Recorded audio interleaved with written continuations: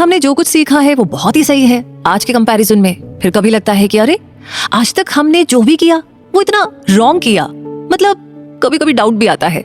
Anyway, आपको ये doubt clear करना है कि नहीं करना है, इसके लिए आपको 30 मिनट इन्वेस्ट करने हैं इस समरी पर, क्योंकि ये समरी है एम्प्लॉयज के लिए, पेरेंट्स के लिए, कॉलेज स्टूडेंट्स के लिए। और ये समरी इसलिए इंपॉर्टेंट है क्योंकि यहाँ पर बहुत बड़ा क्वेश्चन मार्क है हमारी उस प्रोग्रामिंग पर जो हमने सीखा है, या फिर उस पर भी जो हम आज भी सीख रहे हैं।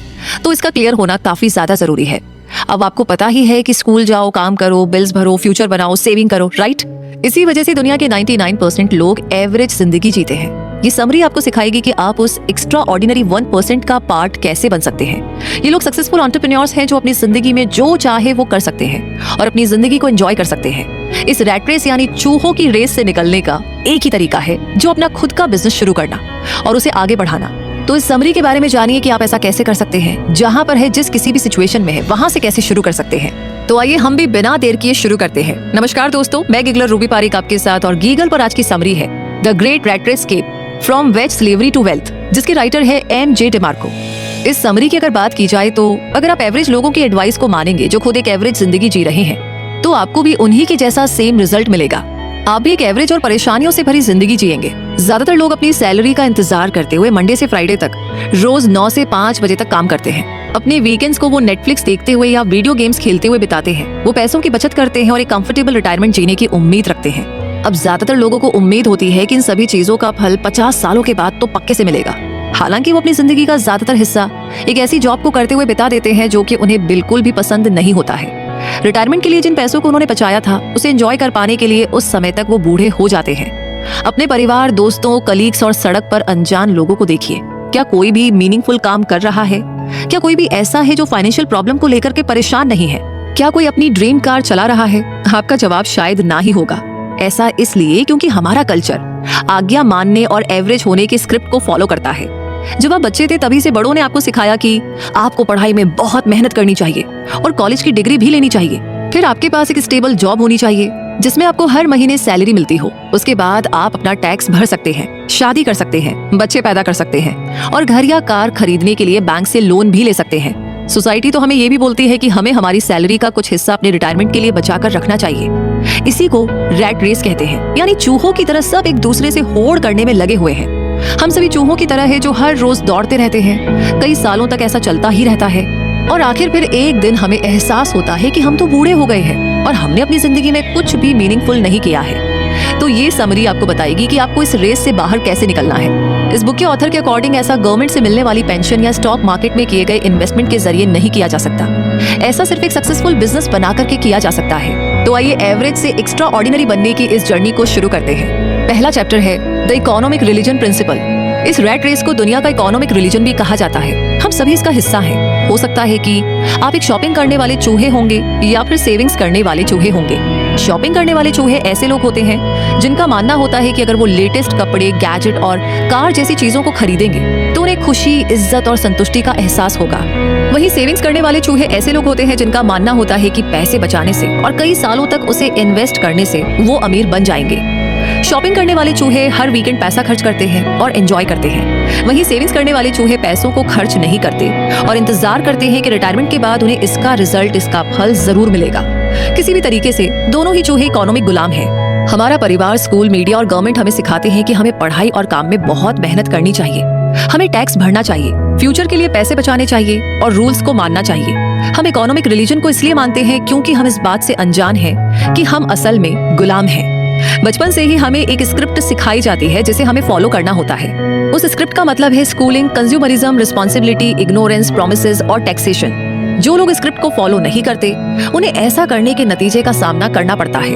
एग्जाम्पल के लिए एक हाई स्कूल ग्रेजुएट को ही आप ले लीजिए जो कॉलेज नहीं गया और उसके बजाय उसने कार ठीक करना, एयर कंडीशनर इंस्टॉल करना और टॉयलेट साफ करना सीखा। या फिर एक कॉलेज से ग्रेजुएट हुए इंसान को लीजिए जिसने कंपनी में काम करने के लिए अप्लाई नहीं किया बल्कि अपना बिजनेस शुरू किया।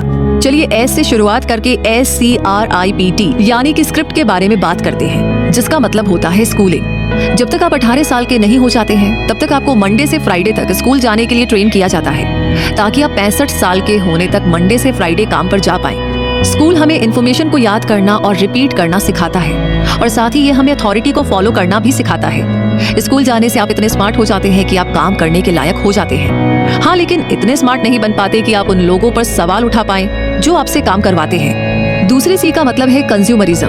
बचपन में जब आपको लेगोस या बार्बी डॉल जैसे नए खिलौने मिलते थे तो आप बड़े खुश हो जाते थे। टीनेज में आने के बाद आपके खिलौनों के दाम बढ़ जाते हैं, जैसे कि बाइसिकल्स या स्मार्टफोन ज्यादा महंगे होते हैं। एडल्ट बनने के बाद आप तब खुश होते हैं जब आप घर, कार या कोई अप्लायंसेस खरीदते हैं। हालांकि आप जिन चीजों को खरीदते हैं उन्हें सिर्फ वीकेंड्स पर ही एंजॉय कर पाते हैं, क्योंकि हफ्ते के बाकी दिनों में आप उनके पैसे भरने के लिए कमाने में बिजी रहते हैं। अब हो सकता है कि आपके पास एक अच्छा घर हो, लेकिन आपको अगले 30 सालों तक उसके लिए पैसे भरने हैं, और साथ ही हर साल एनुअल प्रॉपर्टी टैक्स भी देना है। अगले आर का मतलब है रिस्पॉन्सिबिलिटी, यानी कि जिम्मेदारी। एडल्ट होने के बाद आपके ऊपर कई जिम्मेदारियां होती हैं, जैसे कि स्टूडेंट लोन, गिरवी रखी हुई चीजें, कार के पेमेंट, आपके बच्चों की पढ़ाई वगैरह वगैरह। आप इनसे दूर नहीं भाग सकते, क्योंकि स्क्रिप्ट की आप पर मजबूत पकड़ होती है। ऐसा लगता है कि आप सिर्फ काम करने के लिए, अपने बिल्स भरने के लिए और फिर मर जाने के लिए ही इस दुनिया में आए हैं, लगता है ना? इसके बाद आई का मतलब है इग्नोरेंस। स्कूल और यूनिवर्सिटी हमें अमीर बनना और अपनी आजादी पाना नहीं सिखाती है। अपने पैसों को कैसे मैनेज करना है, बिजनेस कैसे शुरू करना है और फाइनेंशियल इंडिपेंडेंस कैसे अचीव करनी है, ये चीजें हमें नहीं सिखाई जाती है। हमें बॉक्स से बाहर निकलकर सोचना और अपनी क्रिएटिविटी और क्रिटिकल थिंकिंग का इस्तेमाल करना नहीं सिखाया जाता है। इसके बजाय हमें घर से लेकर स्कूल में और काम पर भी सिर्फ अथॉरिटी की बात मानना सिखाया जाता है। पी का मतलब है प्रोमिसेस। इकोनॉमिक रिलेशन प्रॉमिस करता है कि अगर हम कॉलेज की डिग्री को पूरा कर लेंगे तो हमें हमारे सपनों का जॉब मिल जाएगा। ये प्रॉमिस करता है कि अगर एक बार आप उस लेटेस्ट कार या स्मार्टफोन को खरीद लेंगे तो उसके बाद से आप खुश रहेंगे। ये प्रॉमिस करता है कि अगर आप अपनी सेविंग्स को 40 या 50 इयर्स के लिए स्टॉक मार्केट में इन्वेस्ट करेंगे तो आप एक मिलियनियर बन जाएंगे। दूसरी तरफ गवर्नमेंट पैसों को छापती रहती है, जिसकी वजह से इन्फ्लेशन यानी महंगाई बढ़ती है। तो अब आखिर में टी का मतलब होता है टैक्सेशन। जब आपको आपकी सैलरी मिलती है तब आप टैक्स भरते हैं। जब आप खाना या दूसरी बेसिक जरूरत के सामान खरीदते हैं तब भी आप टैक्स भरते हैं। अपने इन्वेस्टमेंट पर होने वाली कमाई में से भी आप टैक्स भरते हैं। आप अपने घर के लिए भी हर साल टैक्स भरते हैं। यहाँ तक कि अगर आपको अपने खानदान से कुछ मिलता है तब भी आपको उसके लिए टैक्स देना पड़ता है। तो अब क्या आप नहीं मानते कि ये रैट रेस सच में होती है? क्या आप इससे बाहर नहीं निकलना चाहते? अगर आप इस स्क्रिप्ट को खत्म कर पाएं और खुद को आजाद कर लें तो कैसा रहेगा? बहुत ही बढ़िया। चलिए, तो इस बढ़िया बनने की जर्नी को, और जो एक्चुअली में फ्रीडम है, आजादी है, हालांकि वो परसेंटेज बहुत ही कम है, लेकिन उसका हिस्सा बनने की इस जर्नी को शुरू करते हैं। पहला चैप्टर है द अनस्क्रिप्टेड स्ट्रैटेजी। कर्ट सियरवोगेल एक साइकिलिस्ट हैं जो हर रोज लंबी दूरी तक साइकिल चलाते हैं। 2016 में उन्होंने एक साल में सबसे ज्यादा मीलों की दूरी तय करके गिनीज वर्ल्ड रिकॉर्ड को तोड़ दिया था। कर्ट 9 जनवरी 2016 तक 76,076 मील की दूरी तय कर चुके थे, और ऐसा उन्होंने हर रोज 208.43 मील साइकिल चलाकर किया था। अब कर्ट को इतना ज्यादा समय कैसे मिलता था? इसका जवाब है कि वो एक एंटरप्रेन्योर थे। कर्ट उन 1% लोगों में आते थे जो अनस्क्रिप्टेड होते हैं, यानी जो स्क्रिप्ट को फॉलो नहीं करते हैं। ये उन एंटरप्रेन्योर्स का ग्रुप है जिन्होंने जमीन से शुरुआत करके अपने बिजनेस को बनाया है। उनमें पक्का इरादा, ओपन माइंडनेस और सीखने की इच्छा होती है। इन एंटरप्रेन्योर्स ने अपनी जिंदगी की जिम्मेदारी खुद ली और उन्हें एक सही मकसद मिल गया। उनके पास फाइनेंशियल फ्रीडम है, अपने समय पर पूरा कंट्रोल है और अपने पैशन को फॉलो करने की एबिलिटी भी है। इसका उल्टा 99% लोग वर्किंग क्लास को दिखाते हैं। एम्प्लॉयज, टैक्सी ड्राइवर, टीचर्स और यहाँ तक कि डेंटिस्ट भी इस 99% में आते हैं। तो आप इस रैट रेस से बाहर निकल सकते हैं और उन 1% अनस्क्रिप्टेड लोगों में शामिल हो सकते हैं। लेकिन पहले आपको इन 3 लेवल्स में ग्रेजुएट होना होगा। इन्हें 3 तरह के अनस्क्रिप्टेड एंटरप्रेन्योर कहा जाता है। पहला टाइप है अनप्लग्ड अनस्क्रिप्टी। ये तब होता है जब आप आखिरकार अपनी 9 to 5 जॉब से ऊब जाते हैं, बोर हो जाते हैं और एक सक्सेसफुल एंटरप्रेन्योर बनने की ठान लेते हैं। ये वैसा ही है जब नियो मैट्रिक्स से अनप्लग हो गया था और उसने वो लाल गोली खा ली थी। इसमें आपको इस रैट रेस के बारे में पता चल जाता है और अब आप इसका हिस्सा बने रहने से इनकार कर देते हैं। दूसरा टाइप है फास्ट लेन अनस्क्रिप्टी। अवेयर होने के बाद आप एक्शन लेने की तरफ बढ़ते हैं। इसमें आपको कई बार फेलियर का सामना करना पड़ेगा और आपके बिजनेस को सक्सेसफुल होने में कुछ साल लगेंगे। ये इस प्रोसेस का हिस्सा है। फास्ट लेन अनस्क्रिप्टी होने का मतलब है कि आखिरकार अब आपका आपके टाइम के ऊपर कंट्रोल है और अब आप उन चीजों को खरीद सकते हैं जिन्हें पाने का आपने हमेशा से सपना देखा है। तीसरा टाइप है लिबरेटेड अनस्क्रिप्टी। ऐसा तब होता है जब आपके बिजनेस से इतने ज्यादा पैसे आ रहे होते हैं कि आपको अपनी जिंदगी में एक भी दिन काम नहीं करना पड़ता। आप अभी भी काम पर जाते हैं, लेकिन ये आपकी अपनी मर्जी होती है। जब आपका बिजनेस सक्सेसफुल हो जाता है तो आप चैरिटी या दूसरी कंपनी जैसे दूसरे प्रोजेक्ट्स पर काम करने लगते हैं। एग्जाम्पल के लिए बिल गेट्स ने अपनी पत्नी के साथ मिलकर के अपना खुद का फाउंडेशन शुरू किया है। वो बीमारियों से लड़ने और गरीब बच्चों तक एजुकेशन पहुंचाने पर फोकस करते हैं। वहीं एलॉन मस्क के पास स्पेसएक्स है और रिचर्ड ब्रैंसन के पास वर्जिन गैलेक्टिक है। तो जब आप एक लिबरेटेड अनस्क्रिप्टेड होते हैं तब आप 24/7 कमाते रहते हैं। आप पर कोई कर्ज नहीं होता है और आप कभी भी कितने भी वेकेशन पर जा सकते हैं, इसकी भी कोई लिमिट नहीं होती है। आपके पास बहुत सारा पैसा होता है और अपने चुने हुए प्रोजेक्ट से आपको किसी को खुश नहीं करना होता। इन्वेस्टिंग में प्रॉब्लम यह है कि आपके पैसे स्टॉक मार्केट में क्रैश होने या किसी भी इकोनॉमिक रिसेशन यानी मंदी के आने के रिस्क पर चले जाते हैं। वॉरेन बफेट कहते हैं कि इस समय इन्वेस्टर्स को शांति बनाई रखनी चाहिए और अपने शेयर नहीं बेचने चाहिए, क्योंकि समय बीतने के साथ स्टॉक मार्केट धीरे धीरे ठीक हो जाएगा। हालांकि अगर आप अपने पैसों को हारने के स्ट्रेस को हैंडल नहीं कर पाते हैं तो आप ऑथर एमजे डिमार्को की एडवाइस को फॉलो कर सकते हैं। आपको वॉल स्ट्रीट पर डिपेंडेंट होकर नहीं रहना चाहिए और अपना खुद का बिजनेस शुरू करना चाहिए। कुछ एंटरप्रेन्योर्स कोविड-19 पैंडेमिक के दौरान भी मिलेनियर बन गए थे। तो अनस्क्रिप्टेड 1% में शामिल होने का तरीका सिर्फ यही है कि आपको एवरेज 99% लोगों की तरह सोचना बंद करना होगा, और ऐसा करने का तरीका ये समरी आपको बताएगी। अगला चैप्टर है द प्रॉफिट लोकस स्ट्रेटेजी। आप पैदा हुए तब से ही इस रैट रेस में फंसे हुए हैं और आपका माइंडसेट भी एक चूहे के जैसा है जो हर रोज चीज पाने के लिए दौड़ भाग करता रहता है। लोकस माइंडसेट के लिए इस्तेमाल किया जाने वाला दूसरा शब्द है। आपको वेज लोकस और सैलरी लोकस से आगे बढ़कर प्रॉफिट लोकस की तरफ जाना ही होगा। अगर आप एक एम्प्लॉय है तो आपके पास वेज लोकस होता है। दूसरे आसानी से आपकी जगह ले सकते हैं क्योंकि आपकी स्किल्स एवरेज होती हैं। आप बार बार जॉब बदल सकते हैं, लेकिन फिर भी आपको हर घंटे के हिसाब से ही पैसे मिलेंगे। इसमें आप पैसों के बदले अपना समय देते हैं। आप fast food crew, cashier, deliver rider, construction worker, office clerk वगैरह हो सकते हैं। आपकी कंपनी आपको सिस्टम के एक ऐसे कंपोनेंट की तरह समझती है जिसकी जगह किसी और को भी रखा जा सकता है।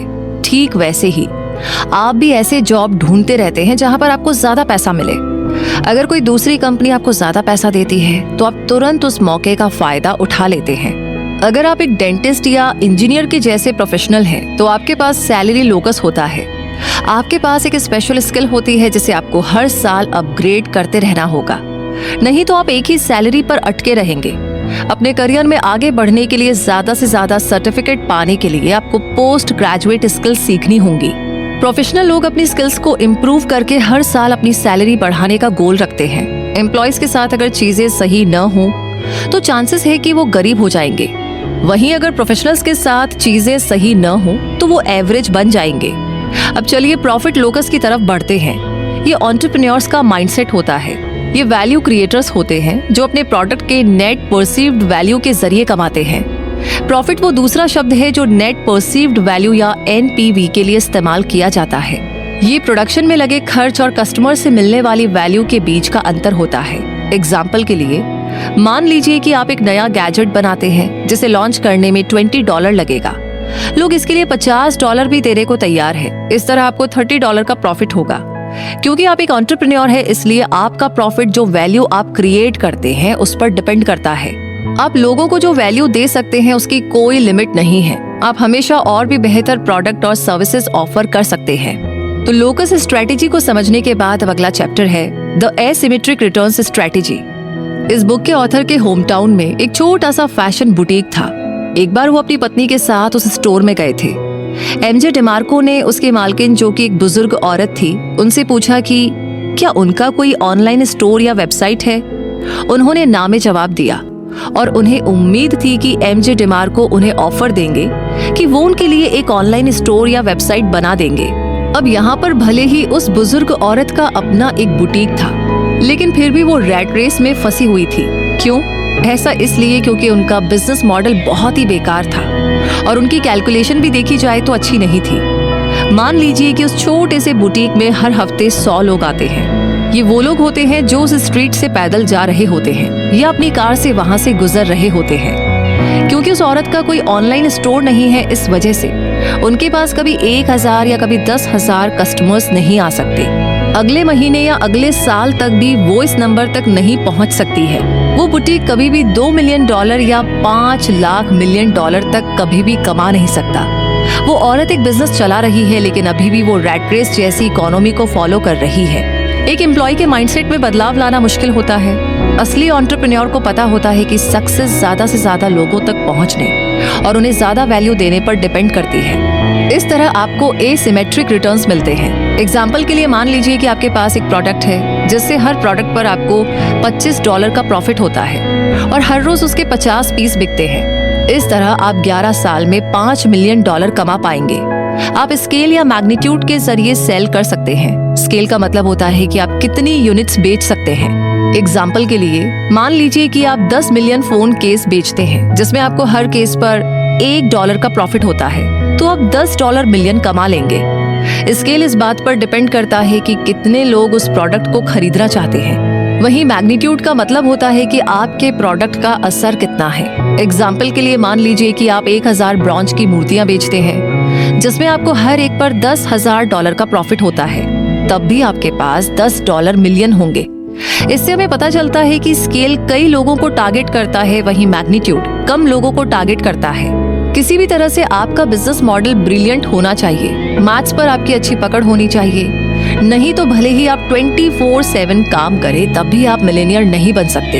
एक एफिशिएंट सिस्टम के बिना आप सक्सेसफुल एंटरप्रेन्योर नहीं बन सकते। वैसे और क्या क्या चीजें हमें करनी होगी, ये जानने के लिए अगले चैप्टर की ओर आगे बढ़ते हैं। The value marriage strategy. Value 5 type के होते हैं। पहला है ट्रू वैल्यू यानी असली वैल्यू। ये आपके प्रोडक्ट के द्वारा दिया जाने वाला वो वैल्यू है, वो कीमत है जो तब मिलती है जब उसे सही तरीके से इस्तेमाल किया जाता है। एग्जाम्पल के लिए मान लीजिए कि आप पानी की एक बॉटल खरीदते हैं और वो आपकी प्यास बुझा देता है, या आप कोई बुक खरीदते हैं और उसे पूरी पढ़ते हैं। दूसरा है यूटिलिटी वैल्यू। ये इस पर बेस्ड है कि कस्टमर उस प्रोडक्ट को कैसे इस्तेमाल करता है। एग्जाम्पल के लिए मान लीजिए कि आपने जो किताब खरीदी थी उसे आप पूरा नहीं पढ़ पाए। उसके कुछ चैप्टर्स पढ़ने के बाद आपने उसे पढ़ना बंद कर दिया क्योंकि आपको उसमें बताए गए आइडियाज पर भरोसा नहीं था।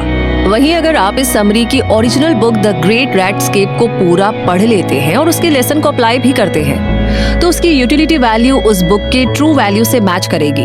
तीसरा टाइप है रिलेटिव वैल्यू। इसका मतलब होता है मार्केट में आपके कॉम्पिटिटर्स के मुकाबले में आपके प्रोडक्ट का ट्रू वैल्यू क्या है। एग्जाम्पल के लिए मान लीजिए कि आप टी शर्ट बेचते हैं। हालांकि कई मिलेनियर और दूसरे एंटरप्रेन्योर्स भी वही सेम काम करते हैं। अगर आपके पास ऑफर करने के लिए कुछ अलग नहीं होगा तो आप रिलेटिव वैल्यू में फेल हो जाएंगे। चौथा टाइप है सरप्लस वैल्यू। ये तब होता है जब आप कोई कमोडिटी प्रोडक्ट सेल करते हैं और दूसरों से कम दाम ऑफर करने के लिए लड़ते हैं। जब सारे प्रोडक्ट्स एक जैसे होते हैं तब कस्टमर्स उस प्रोडक्ट को चूज करता है जिसका दाम सबसे कम होता है। आखिरी टाइप है परसीव्ड वैल्यू। इसका मतलब होता है आपके प्रोडक्ट का ट्रू वैल्यू और साथ ही साथ आपकी मार्केटिंग। इसमें आपके प्रोडक्ट के साथ उसकी labelling, packing, advertising, brand, message वगैरह शामिल होते हैं। कस्टमर्स आपके प्रोडक्ट के बारे में उनकी परसीव्ड वैल्यू की वजह से उसे खरीदते हैं। उन्हें उम्मीद होती है कि आप मार्केटिंग करते समय जो भी वादा करते हैं आप वैसा ही प्रोडक्ट डिलीवर करेंगे। अब स्कैमर्स यानी धोखेबाज लोग जो कि बहुत ज्यादा देने का प्रॉमिस करते हैं और बहुत ही कम डिलीवर करते हैं, आप उनके जैसा नहीं बनना चाहेंगे। आपको ट्रू वैल्यू, रिलेटिव वैल्यू और परसीव्ड वैल्यू का परफेक्ट कॉम्बिनेशन बनाने का गोल रखना चाहिए। आपका प्रोडक्ट दूसरों के प्रोडक्ट से हटकर होना चाहिए। आपने उस प्रोडक्ट के बारे में जो वादा किया था उसे वैसा ही डिलीवर करना चाहिए और अपने कस्टमर की प्रॉब्लम को सॉल्व करना चाहिए। तो ये हमने जाना वैल्यू मैरिज स्ट्रेटेजी के बारे में। अब अगला चैप्टर है द वैल्यू स्क्यू स्ट्रेटेजी। मतलब ये कि जब भी आप कुछ खरीदना चाहते हैं तो आप कुछ ऑप्शंस में से चूज करते हैं। आपके मन में एक वैल्यू कंपटीशन चलता रहता है जिसमें आप उन क्वालिटीज को चुनते हैं जिसकी आप सबसे ज्यादा वैल्यू करते हैं। एग्जाम्पल के लिए मान लीजिए कि आप टॉर्टिया चिप्स का एक बैग खरीदना चाहते हैं, तब आपके मन में क्वालिटीज की लिस्ट आ जाती है। जैसे एक ब्रांड 89 सेंट सस्ता है, एक ब्रांड बायोडिग्रेडेबल पैकेजिंग का इस्तेमाल करता है, वहीं दूसरे ब्रांड ने नॉन GMO इंग्रेडिएंट्स का इस्तेमाल किया है, एक ब्रांड ने कैनोला तेल का इस्तेमाल किया है, वहीं दूसरे ने एवोकाडो के ऑयल का इस्तेमाल किया है। एक ब्रांड में मेन इंग्रेडिएंट कॉर्न था, दूसरे में कसावा था। एक ब्रांड के पैकेजिंग पर जोक लिखा हुआ था, वहीं दूसरे का पैकेज डिजाइन ज्यादा कलरफुल था। अब हो सकता है कि आप उस प्रोडक्ट को चूज करें जिसमें नॉन जीएमओ इंग्रेडिएंट्स का इस्तेमाल हुआ है। अगर ऐसा है तो फिर वो क्वालिटी आपके लिए उसके दाम या पैकेजिंग से ज्यादा इंपॉर्टेंट है। इसलिए एक सक्सेसफुल एंटरप्रेन्योर बनने के लिए आपको किसी नए गैजेट को डिस्कवर करने की या नए सोशल मीडिया नेटवर्क को लॉन्च करने की जरूरत नहीं है। इसके बजाय आप अपने प्रोडक्ट को वैल्यू स्क्यू कर सकते हैं या फिर उसमें कुछ पॉजिटिव क्वालिटीज को जोड़ सकते हैं। अगर कोई कस्टमर अपनी हेल्थ का ध्यान रखने वालों में से है तो वो non GMO tortilla chips choose करेगा। वहीं अगर वो एनवायरनमेंट के बारे में सोचने वाला होगा तो वो उस प्रोडक्ट को चूज करेगा जिसकी पैकेजिंग बायोडिग्रेडेबल होगी। तो आपके प्रोडक्ट में प्राइमरी और सेकेंडरी क्वालिटीज हो सकती हैं। प्राइमरी क्वालिटीज में प्रोडक्ट के features, colour, design, raw material और उसका प्राइस शामिल होते हैं। वहीं सेकेंडरी क्वालिटीज में प्रोडक्ट की मार्केटिंग शामिल होती है। इसमें कंपनी की कहानी, शिपिंग, रिटर्न की policy, customer service, product reviews, social media presence शामिल होते हैं। सबसे अच्छा या सही प्राइस होने के कई फायदे हैं। हालांकि कस्टमर्स मेनली प्रोडक्ट के इमोशनल अपील की वजह से ही उसे खरीदते हैं। ये इससे जुड़ा होता है कि उस प्रोडक्ट की वजह से उन्हें कैसा महसूस होता है या वो ब्रांड किस चीज में विश्वास करता है। कुछ ब्रांड्स जिनका इमोशनल अपील ज्यादा होता है वो ज्यादा प्राइस की डिमांड कर सकते हैं। इसके कुछ एग्जांपल है एप्पल, फरारी और लुई विटॉन। वैल्यू स्क्यू एक तरीका है जिसके जरिए आप अपने प्रोडक्ट को कॉम्पिटिटर से हटकर दिखाते हैं। इसके लिए आपको दो या दो से ज्यादा क्वालिटीज को पॉजिटिव तरीके से स्क्यू करना होगा। अगर आप एक प्रोडक्ट में 4 या 4 से ज्यादा पॉजिटिव क्वालिटीज मिलाकर बेचते हैं तो आप कई प्रोडक्ट्स को सेल कर पाएंगे। तो ये हमने जाना वैल्यू स्क्यू स्ट्रैटेजी के बारे में। अगली स्ट्रैटेजी है द फास्ट लेन स्ट्रैटेजी। जब इस बुक के ऑथर एमजे डिमाको ने शुरुआत की थी तब उन्हें नहीं पता था कि उन्हें कौन से बिजनेस आइडिया पर काम करना चाहिए। अभी आप शायद सोच रहे होंगे कि क्या आपका आइडिया काम का है या फिर क्या वो सक्सेसफुल हो पाएगा। आपको चिंता इसलिए होती है क्योंकि आपको अपना बिजनेस शुरू करने के लिए बहुत कुछ सैक्रिफाइस करना होगा। इसके अलावा आपको ये भी पता नहीं है कि लोगों को आपका प्रोडक्ट पसंद आएगा भी या नहीं। तो इसी वजह से एमजे डिमाको ने फास्ट लेन स्ट्रैटेजी बनाया था। ये एक ऐसा फ्रेमवर्क है जिसे आप अपने बिजनेस को आगे बढ़ाने के लिए फॉलो कर सकते हैं। फास्ट लेन स्ट्रैटेजी 5 फैक्टर्स से मिलकर के बना है जिन्हें CENTS सेंस कहा जाता है। इसमें हर लेटर एक प्रिंसिपल को दिखाता है। सी का मतलब है कंट्रोल, जिसका मतलब होता है कि आपके बिजनेस को सक्सेसफुल बनाने के लिए किसी थर्ड पार्टी पर डिपेंडेंट नहीं रहना चाहिए। ये खुद अपने दम पर स्मूथली चलना चाहिए, भले ही आप हो या ना हो।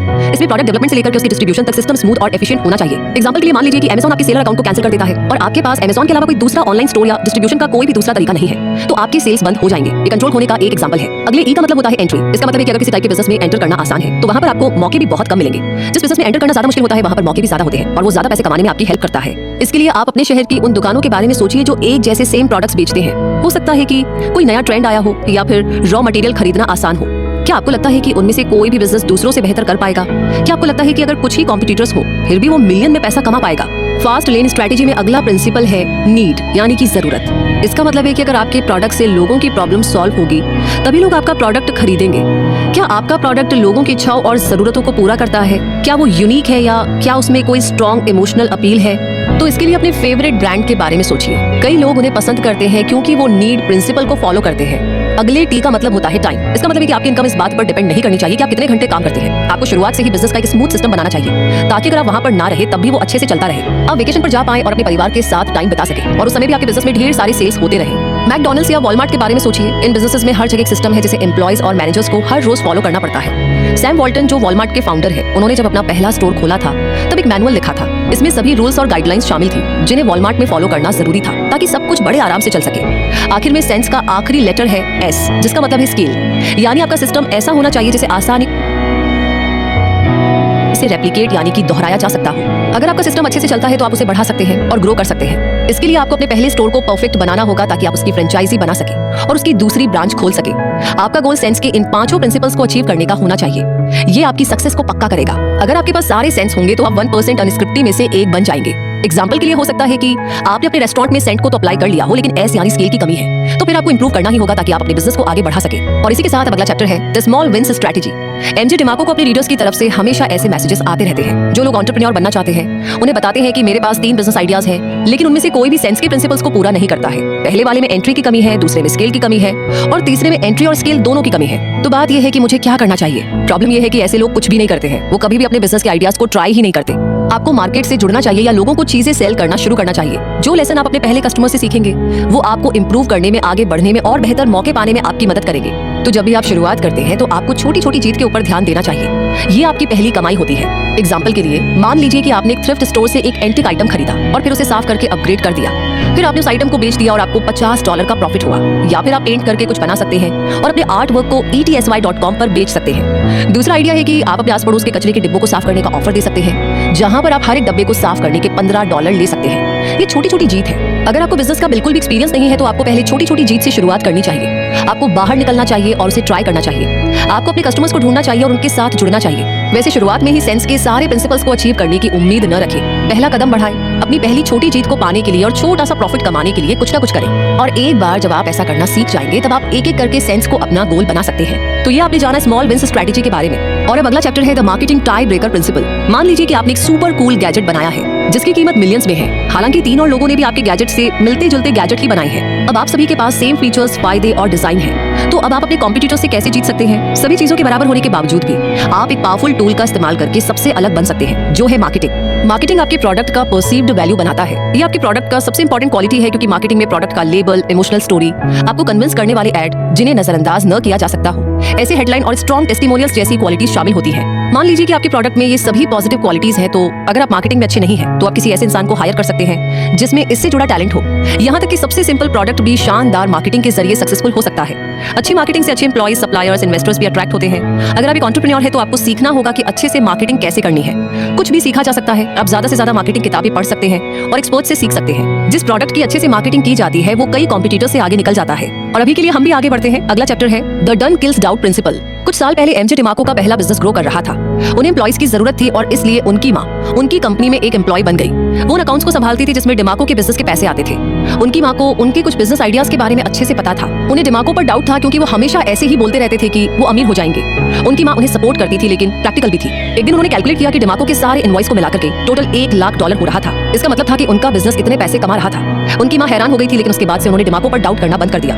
कुछ सालों के बाद उन्होंने एक ही चेक में अपनी माँ के सारे उधार को चुका दिया। तो सच्चाई ये है कि कोई भी आपके प्लान और सपनों की परवाह नहीं करता है। हो सकता है कि आप अपने बिजनेस आइडियाज के बारे में पोस्ट करें तो आपके सोशल मीडिया के दोस्त उस पोस्ट को लाइक कर देंगे, लेकिन असल में लोग बहुत ही शकी होते हैं। वो आप पर डाउट करते हैं और उम्मीद करते हैं कि आप फेल हो जाएंगे। उन्हें लगता है कि आप पागल हैं। अगर आप ऑनलाइन अनाउंस करते हैं कि आपको प्रमोशन मिल गया है तो हर कोई आपको कांग्रेचुलेट करता है, लेकिन अगर आप ये अनाउंस करेंगे कि आप अपना खुद का बिजनेस शुरू करने के लिए अपनी जॉब छोड़ने वाले हैं तो आपको ना बस नेगेटिव रिएक्शंस ही मिलेंगे। आपके परिवार के लोग और दोस्त कहेंगे कि आपके बिजनेस का आइडिया तो कभी काम ही नहीं करेगा। लोग बोलेंगे कि कोई भी 30 की उम्र में मिलियनियर नहीं बनता है, या जितने बिजनेस शुरू होते हैं उनमें से 95% तो फेल हो ही जाते हैं। अब यहाँ पर आप खुद पर डाउट करने के लिए उन्हें ब्लेम नहीं कर सकते। क्यों? क्योंकि आपको खुद को साबित करना होगा। लोग आप पर भरोसा तभी करेंगे जब आप उनके घर पर फरारी लेकर जाएंगे जिसे आपने कैश देकर खरीदा है। वो आप पर तभी भरोसा करेंगे जब आप अपने बिजनेस के बहुत तेजी से आगे बढ़ने की वजह से अपने कजिन्स को हायर करेंगे। इसलिए हर डाउट को खत्म करने के लिए आपको काम करना पड़ेगा। अपना खुद का बिजनेस शुरू करने के लिए आपको किसी से परमिशन लेने की जरूरत नहीं है। जो लोग रैट रेस में होते हैं वो आपको पीछे खींचते रहेंगे, लेकिन उन्हें ऐसा ना करने दें। बस आगे बढ़ते रहें और मेहनत करते रहें। लेकिन इसी के साथ कुछ और भी है जो आपको करना है, वो जानते हैं अगले चैप्टर में, द हंटिंग ग्राउंड स्ट्रेटेजी। इसमें ऐसा होता है कि सक्सेसफुल होने के लिए आपका बिजनेस जितना ज्यादा हो सके उतना ज्यादा लोगों तक पहुंचना चाहिए। आपके प्रोडक्ट के मार्केट साइज को TAM टैम या टोटल एड्रेसेबल मार्केट भी कहा जाता है। अगर आपका टैम बड़ा होगा तो आप ज्यादा पैसा कमा पाएंगे। इसे पानी के सोर्स की तरह समझे। आप अपने शहर में मौजूद कस्टमर्स को तालाब से कंपेयर कर सकते हैं। आपके स्टेट में आपके जितने कस्टमर्स मौजूद हैं उन्हें आप लेक से कंपेयर कर सकते हैं। एक नदी आपके देश में आपके जितने कस्टमर्स हैं उन्हें दिखाती है, वहीं एक समंदर पूरी दुनिया में आपके जितने भी कस्टमर्स हैं उन्हें दिखाता है। तो एमजे डिमाको का कहना है कि जितना बड़ा स्कोप होता है उतना बेहतर होता है। आपके बिजनेस का टैम पता करने के लिए 3 सवाल है। पहला कि अगर ज्योग्राफी की प्रॉब्लम ना हो तो कितने लोगों को आपके प्रोडक्ट में वैल्यू दिखाई देगी। अब आगे दूसरा कॉन्सेप्ट जो आपको पता होना चाहिए वो है TUM टर्म, यानी टोटल अनरीचेबल मार्केट। एग्जांपल के लिए मान लीजिए कि आप एक इंडियन रेस्टोरेंट खोलना चाहते हैं। आपके टर्म में दुनिया के वो सभी लोग आएंगे जिन्हें इंडियन खाना पसंद है। वहीं आपके टैम में आपके शहर के लोग होंगे, क्योंकि आपका रेस्टोरेंट सिर्फ उन तक ही पहुंच सकता है। दूसरा सवाल है कि अगर आपका टर्म आपके टैम के जितना सेम नहीं है तो आपको क्या बदलने की या सुधार करने की जरूरत है। क्या आपको एक ऑनलाइन स्टोर या फ्रेंचाइजी की जरूरत है? क्या आपको अपने बिजनेस मॉडल को बदलने की जरूरत है? तीसरा सवाल है कि क्या आप अपने टैम तक पहुंच सकते हैं। एमजे डिमाको कहते हैं कि शुरुआत में छोटी ऑडियंस के मुकाबले बड़ी ऑडियंस को टारगेट करना बेहतर होता है। याद रखिए कि TUM टर्म का मतलब होता है टोटल अनरीचेबल मार्केट, वहीं TAM टैम का मतलब होता है टोटल एड्रेसेबल मार्केट। एग्जांपल के लिए सबसे अच्छा सिनेरियो ये होगा कि आपके इंडियन रेस्टोरेंट के कई ब्रांच या फ्रेंचाइजीज हो। लेकिन अगर आप ऐसा नहीं कर सकते हैं तो आप ऑनलाइन इंडियन हर्ब्स और मसाले बेच सकते हैं। आप एक इंडियन कुकबुक भी बेच सकते हैं और उसे पूरी दुनिया में शिप करवा सकते हैं। इस तरह आपके ऊपर अपने TUM टर्म की वजह से कोई भी लिमिट नहीं होगी। दूसरा एग्जांपल है एमजे डिमाको की पब्लिशिंग कंपनी। वो अमेरिका के बाहर के पब्लिशर्स को बुक के लाइसेंस बेचते हैं। वो उनकी किताबों को फॉरेन लैंग्वेज में ट्रांसलेट करते हैं और ऐसे एंटरप्रेन्योर्स को बेच देते हैं जो कि इंग्लिश नहीं बोलते। डिमाको की दुनिया भर में 30 से भी ज्यादा फॉरेन पब्लिशर्स के साथ पार्टनरशिप है। इसलिए आपको बड़ा गोल रखना चाहिए और बड़े TAM टैम को टारगेट बनाना चाहिए। यही एसिमेट्रिक रिटर्न्स पाने का तरीका है। इसका मतलब है कि आपके ऊपर ज्योग्राफी या दूसरी बाउंड्रीज की कोई लिमिट नहीं होती है। एक इंडियन रेस्टोरेंट हर साल $42,000 तक कमा सकता है, लेकिन जो कंपनी दुनिया भर में इंडियन मसाले बेचती है वो हर महीने $42,000 कमा सकती है। तो इतनी सारी स्ट्रेटेजीज के बारे में जानने के बाद अगला चैप्टर है जहां पर हम समझेंगे और जानेंगे द 3A स्ट्रेटेजी के बारे में। 3A स्ट्रेटेजी साइंटिफिक मेथड से बनाई गई है। इसमें 3A है, एक्ट, एसेस और adjust. Business trial and error method पर डिपेंड करता है। एक्ट का मतलब होता है किसी प्रोडक्ट को लॉन्च करना, किसी नई स्ट्रेटेजी को ट्राई करना या किसी नए बिजनेस को शुरू करना। इसमें आप एक स्टेप उठाते हैं और देखते हैं कि लोग उस पर कैसे रिएक्ट करते हैं। एग्जांपल के लिए मान लीजिए कि आप कपड़ों के बिजनेस में हैं। आप एडवर्टाइजिंग में $500 खर्च करते हैं लेकिन आपकी सेल 0 रहती है। अगला स्टेप है एसेस करना। आपका ऐड काम नहीं आया, इसलिए आपको इसकी वजह पता करनी होगी। क्या आपके प्रोडक्ट में कोई कमी है? क्या आपके ऐड में कोई गलती है? क्या आपकी वेबसाइट असरदार नहीं है? क्या आपको अपने ब्रांड को इंप्रूव करने की जरूरत है? क्या आपको अपने टारगेट मार्केट के बारे में और ज्यादा जानने की जरूरत है? आखिर में आपको एडजस्ट करना होगा। अब आपको प्रॉब्लम और उनकी वजहों के बारे में पता है, तो अब आपको उसके सोल्यूशन के साथ साथ एक्सपेरिमेंट करना चाहिए। एग्जाम्पल के लिए मान लीजिए कि आपका ऐड इसलिए फेल हो गया क्योंकि वो आपके टारगेट मार्केट तक पहुंच ही नहीं पाया, तो आप फिर से एक्शन लेते हैं और रिजल्ट को एसेस करते हैं। आप नई स्किल सीखने, ऑनलाइन रिसर्च करने या किताबें पढ़ने जैसी एडजस्टमेंट करते हैं। आप इस प्रोसेस को रिपीट करते रहते हैं जब तक आखिर में आप एक सेल नहीं कर लेते। 3A स्ट्रेटेजी रुकनी नहीं चाहिए क्योंकि आपको इंप्रूव करते रहना होगा। सेल्स होने के बाद आपका अगला सवाल हो सकता है कि मेरी वेबसाइट पर कन्वर्जन रेट कम क्यों है, या कुछ कस्टमर्स रिफंड क्यों मांग रहे हैं। तो 3A स्ट्रेटेजी की वजह से हो सकता है कि आप जो बिजनेस चाहते थे उससे कुछ अलग हो जाए। एग्जाम्पल के लिए Amazon की शुरुआत एक ऑनलाइन बुक स्टोर की तरह हुई थी। पेपाल eBay यूजर्स के लिए एक पेमेंट मेथड की तरह शुरू हुआ था। रिजल्ट आपको जहां पर ले जाते हैं वहां पर जाने से आपको खुद को रोकना नहीं चाहिए। अगर आप एक्शन लेते रहेंगे, एसेस करते रहेंगे और एडजस्ट करते रहेंगे, तो आपको पता चल जाएगा कि लोगों को क्या चाहिए और आप ज्यादा से ज्यादा सेल कर पाएंगे। हमेशा फीडबैक को सुने और अपने आप को इंप्रूव करते रहे, क्योंकि आपको मार्केट की डिमांड के हिसाब से एडजस्ट करना होगा। तो ये हमने जाना 3A स्ट्रेटेजी के बारे में। और अगला चैप्टर जो बहुत ज्यादा इंपॉर्टेंट है हमारी जिंदगी में और बिजनेस में भी इसका बहुत बड़ा रोल है, तो ये है द फॉरगिवनेस प्रिंसिपल। पहला चैप्टर है the unscripted strategy. Kurt Seyer Vogel. तो इतनी सारी स्ट्रेटेजीज के बारे में जानने के बाद अब अगला चैप्टर है जहां पर हम समझेंगे और जानेंगे द 3A स्ट्रेटेजी के बारे में। 3A स्ट्रेटेजी साइंटिफिक मेथड से बनाई गई है। इसमें 3A है, एक्ट, एसेस और adjust. Business trial and error method पर डिपेंड करता है। एक्ट का मतलब होता है किसी प्रोडक्ट को लॉन्च करना, किसी नई स्ट्रेटेजी को ट्राई करना या किसी नए बिजनेस को शुरू करना। इसमें आप एक स्टेप उठाते हैं और देखते हैं कि लोग उस पर कैसे रिएक्ट करते हैं। एग्जांपल के लिए मान लीजिए कि आप कपड़ों के बिजनेस में हैं, आप एडवर्टाइजिंग में $500 खर्च करते हैं लेकिन आपकी सेल जीरो रहती है। अगला स्टेप है एसेस करना। आपका ऐड काम नहीं आया, इसलिए आपको इसकी वजह पता करनी होगी। क्या आपके प्रोडक्ट में कोई कमी है? क्या आपके ऐड में कोई गलती है? क्या आपकी वेबसाइट असरदार नहीं है? क्या आपको अपने ब्रांड को इंप्रूव करने की जरूरत है? क्या आपको अपने टारगेट मार्केट के बारे में और ज्यादा जानने की जरूरत है? आखिर में आपको एडजस्ट करना होगा। अब आपको प्रॉब्लम और उनकी वजहों के बारे में पता है, तो अब आपको उसके सोल्यूशन के साथ साथ एक्सपेरिमेंट करना चाहिए। एग्जांपल के लिए मान लीजिए कि आपका ऐड इसलिए फेल हो गया क्योंकि वो आपके टारगेट मार्केट तक पहुंच ही नहीं पाया, तो आप फिर से एक्शन लेते हैं और रिजल्ट को एसेस करते हैं। आप नई स्किल सीखने, ऑनलाइन रिसर्च करने या किताबें पढ़ने जैसी एडजस्टमेंट करते हैं। आप इस प्रोसेस को रिपीट करते रहते हैं जब तक आखिर में आप एक सेल नहीं कर लेते। 3A स्ट्रेटेजी रुकनी नहीं चाहिए क्योंकि आपको इंप्रूव करते रहना होगा। सेल्स होने के बाद आपका अगला सवाल हो सकता है कि मेरी वेबसाइट पर कन्वर्जन रेट कम क्यों है, या कुछ कस्टमर्स रिफंड क्यों मांग रहे हैं। तो 3A स्ट्रेटेजी की वजह से हो सकता है कि आप जो बिजनेस चाहते थे उससे कुछ अलग हो जाए। एग्जांपल के लिए Amazon की शुरुआत एक ऑनलाइन बुक स्टोर की तरह हुई थी। पेपाल eBay यूजर्स के लिए एक पेमेंट मेथड की तरह शुरू हुआ था। रिजल्ट आपको जहां पर ले जाते हैं वहां पर जाने से आपको खुद को रोकना नहीं चाहिए। अगर आप एक्शन लेते रहेंगे, एसेस करते रहेंगे और एडजस्ट करते रहेंगे, तो आपको पता चल जाएगा कि लोगों को क्या चाहिए और आप ज्यादा से ज्यादा सेल कर पाएंगे। हमेशा फीडबैक को सुने और अपने आप को इंप्रूव करते रहे, क्योंकि आपको मार्केट की डिमांड के हिसाब से एडजस्ट करना होगा। तो ये हमने जाना 3A स्ट्रेटेजी के बारे में। और अगला चैप्टर जो बहुत ज्यादा इंपॉर्टेंट है हमारी जिंदगी में और बिजनेस में भी इसका बहुत बड़ा रोल है, तो ये है द फॉरगिवनेस प्रिंसिपल। डेव डा एक हाई स्कूल ड्रॉप आउट है। वो पहले एक अपराधी और ड्रग एडिक्ट थे। 2005 में उन्होंने अपना खुद का बिजनेस शुरू किया जिसका नाम डेव्स किलर ब्रेड है। उनके प्रोडक्ट ऑर्गेनिक आटे की ब्रेड है जिसे पूरी दुनिया में डिस्ट्रीब्यूट किया जाता है। डेव अपने जैसे एक्स अपराधियों को हायर करते हैं। जिंदगी में लोगों को दूसरा मौका देना उनके ब्रांड का हिस्सा है। डेव ने अपने नेगेटिव बैकग्राउंड की वजह से अपनी जिंदगी को खराब नहीं होने दिया। वो दूसरे अपराधियों को जॉब पाने में और बेहतर फ्यूचर बनाने में मदद करते हैं। 2015 में एक बड़ी कंपनी ने डेव्स किलर ब्रेड ब्रांड को $275 मिलियन में खरीद लिया था। डेव अभी भी ब्रेड बेचते हैं और दूसरों की मदद करते हैं। उनकी कहानी माफ करने के प्रिंसिपल को साबित करती है। लोग आपके बैकग्राउंड की परवाह नहीं करते हैं। अगर आपके पास ऐसा प्रोडक्ट होगा जिसकी उन्हें जरूरत है, तो वो आपसे जरूर खरीदेंगे। इस बात से उन्हें कोई फर्क नहीं पड़ता कि आप कौन हैं। अपने मन के अंदर उस आवाज को न सुने जो कहती है कि आप एक एंटरप्रेन्योर नहीं बन सकते। सबसे जरूरी बात यह है कि आपको कुछ वैल्यूएबल बेचना होगा। लोग इसकी परवाह नहीं करते हैं कि आप यंग हैं या बूढ़े हैं, गरीब हैं, कम एजुकेटेड है, गे है, काले हैं, इंट्रोवर्ट है। वो सिर्फ इतना जानने में इंटरेस्टेड होते हैं कि क्या ये मेरी प्रॉब्लम सॉल्व कर सकता है और इसके लिए मुझे कितना पैसा देना होगा।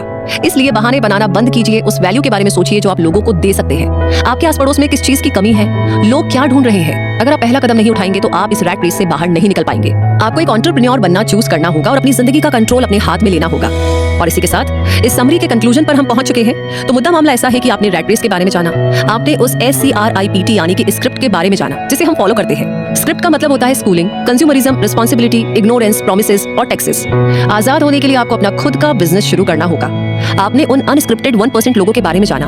अपने बिजनेस में सक्सेसफुल होने के लिए आपको CENTS यानी कि सेंस फ्रेमवर्क को फॉलो करना होगा। सेंस का मतलब होता है commandment of control, entry, need, time और स्किल।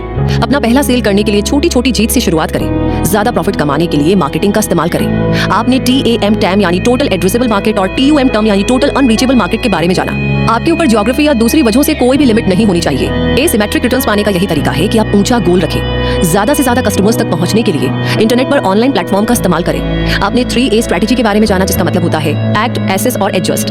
अपने फेलियर और कस्टमर्स के फीडबैक से आपको सीखना चाहिए। हमेशा खुद को और अपने बिजनेस में सुधार करते रहें। और कमाल की अच्छी लाइन है कि आप एंटरप्रेन्योर बन सकते हैं, भले ही आप कोई भी हो।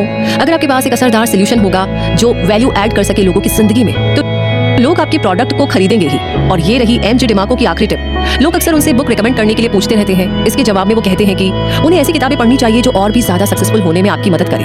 ये सिर्फ बिजनेस बुक्स के लिए अप्लाई नहीं होता है। आपको ऐसी किताबें भी पढ़नी चाहिए जो आपके कैरेक्टर को इंप्रूव करने में मदद करती है। तो जिंदगी भर सीखते रहने वाले इंसान बने। जो चीजें आप जानना चाहते हैं वो बुक्स में और इंटरनेट पर आपको मिल सकती है। इसलिए जो भी चीज आपको प्रोग्रेस करने में और आगे बढ़ने में मदद करती है, उसे पढ़ना शुरू करें। इस समरी में आपने आखिर में जान ही लिया कि इस रैट रेस से बाहर कैसे निकले। उम्मीद है कि अब आप आजाद होने और एक्स्ट्रा ऑर्डिनरी बनने के मौकों का फायदा उठाएंगे। तो हमारी ये समरी की जर्नी यहीं पर कंप्लीट होती है। ये समरी आपको कैसी लगी? कौन सी लाइन आपके दिमाग में आ रही है? क्या महसूस किया? अपनी राय हमें जरूर शेयर करें। साथ ही साथ आगे कौन सी नई समरी आप गीगल पर सुनना चाहते हैं उसका नाम लिख दीजिए। बाकी आपका प्यार, आपका सपोर्ट, तहे दिल से ढेर सारा थैंक यू सो मच।